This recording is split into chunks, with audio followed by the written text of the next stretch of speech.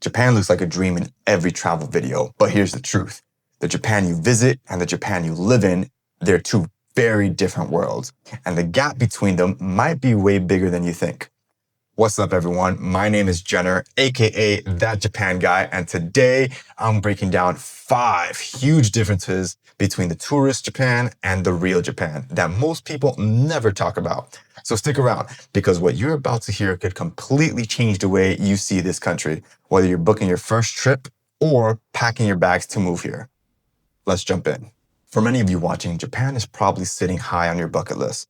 When I first came here in 2013 for a study abroad program, my head was spinning with everything that I thought Japan would be. Neon-lit streets straight out of an anime, perfectly on-time bullet trains, convenience stores stocked with food so good you forget its convenience, sushi that melts in your mouth, and the world-class customer service and attention to detail in all small things.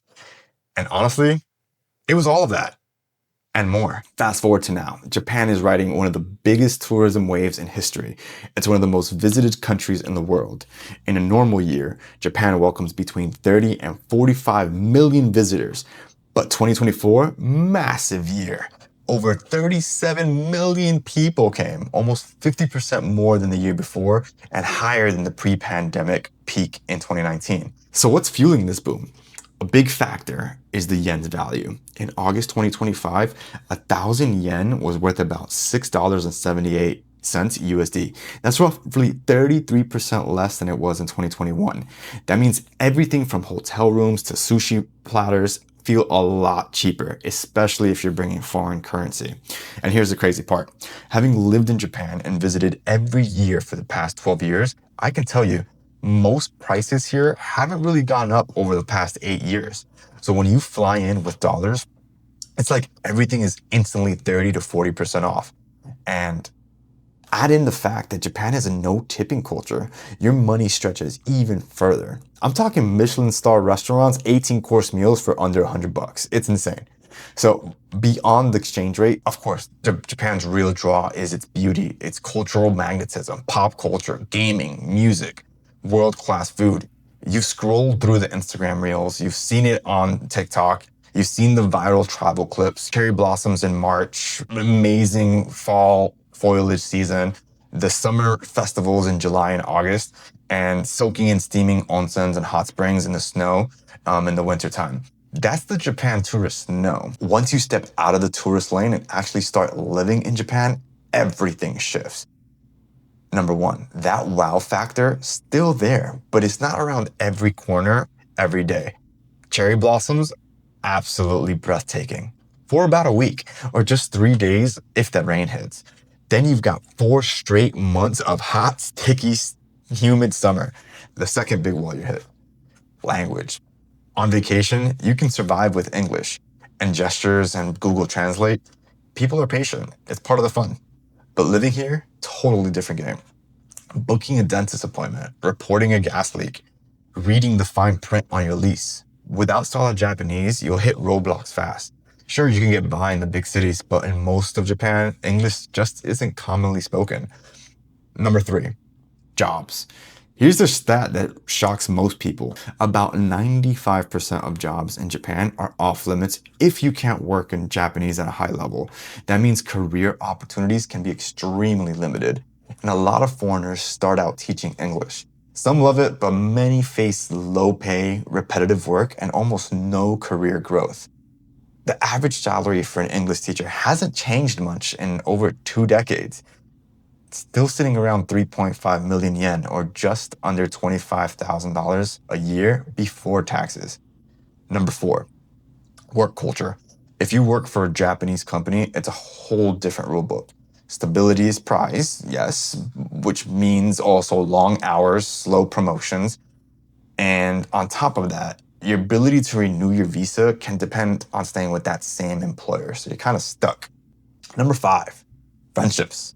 Deep friendships in Japan take some time, sometimes even years. Even after a decade, some foreigners still feel like outsiders, sticking to gaijin hubs and hanging out mostly with other expats. It's something travel videos rarely mention, but loneliness here is a real hurdle.